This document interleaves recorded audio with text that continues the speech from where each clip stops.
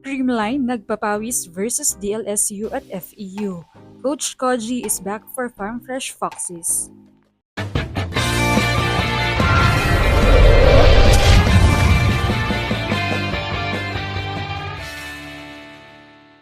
What's up, Volleyball Nation? Welcome back to my YouTube channel. Narito ako para magbigay sa inyo ng updates tungkol sa mundo ng volleyball.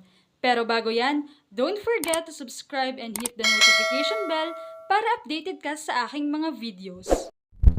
All out na nga ang mga teams para sa papalapit na PBL 2026 All-Filipino Conference. Maganda at very promising ang nakikita nating paghahanda ng mga PBL teams para sa papalapit na PBL All-Filipino Conference.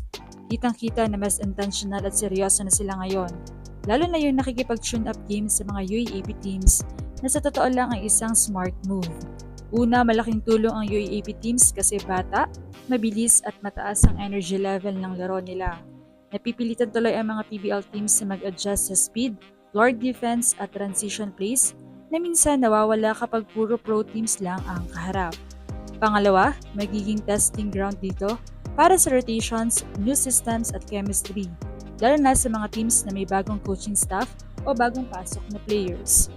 Makikita rin dito kung alin ang teams na naghahabol pa lang ng consistency at alin ang talagang naglalatag na ng championship mindset. Hindi lang basta kondisyon ang hinahasa, kundi pati mental toughness at game discipline kasi kapag UAAP teams ang kalaban masasabing walang easy points. Kaya naman hindi na nagpatumpik-tumpik pa ang Creamline na makipag-tune up sa isa sa mga champion teams sa UAAP, ang De La Salle Lady Spikers na kapwa parehong malaking tulong sa papalapit nilang liga. Ang PBL na magsisimula sa January 31, habang ang UAAP naman ay kasado na sa darating na February 14. Kaya naman nagkaroon pala ng tune-up game ang Creamline at DLSU kung saan masasabing malamang ay nagpuksaan ang dalawang team, knowing na palaban ito. Ayon nga sa source ay panalo ang Creamline sa mga scores na 25-19, 25-17, 22-25, 25-18 at 25-20. Ang naging tune-up game ng Lasal at Creamline ay magandang indikasyon kung gaano kaseryoso ang paghahanda ng parehong teams bago ang PBL All-Filipino Conference at UAAP. Para sa Lasal, malinaw na confidence booster ito. Pinakita nila na kaya nilang makipagsabayan, makipag-rally at mag-execute ng laban sa isang sanay at decorated na pro team tulad nga ng Creamline, lalo na sa bilis ng laro at depensa. Para naman sa Creamline, kahit hindi ang resulta ang pinakamahalaga sa tune-up, naging mahalaga ito bilang testing ground para sa rotations, chemistry at timing ng sistema nila.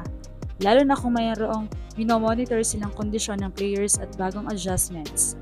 Sa kabuuan, hindi man ito official game, ipinakita ng matchup na tumataas na ang antas ng kompetisyon at paghahanda sa volleyball scene ngayon, kung saan parehong collegiate at pro teams ay natututo at humahasa sa isa't isa na siguradong magdadala ng mas intense at mas quality na laro sa paparating na conference. Samantala ay hindi pa natapos doon ang pagpapapawis ng Creamline at isinunod ng FEU Tama routes, kung saan wagi pa rin ang Creamline sa mga scores na 25-16, 25-15, 25-19, 25-22. Samantala ay nagbabalik muli ang champion coach na si Coach Koji para sa Farm Fresh Foxes, ang former coach ng Petrogas Angels, kung saan kamakailan lamang ay nabalita ang bigla ang pag-alis ni umano nito sa kanyang team sa hindi sinabing dahilan. Subalit nanindigan si Coach Koji na ginawa niya ang kanyang tungkulin bilang coach. Subalit ngayon ay masaya-sayang nakabalik muli sa PBL. Ang pagbabalik ni Coach Koji bilang head coach ng Farm Fresh sa PBL ay isa sa mga pinaka-interesting na coaching story ngayong bagong season at magandang balita para sa Foxes dahil may dala siyang malalim na international na karanasan at track record sa liga.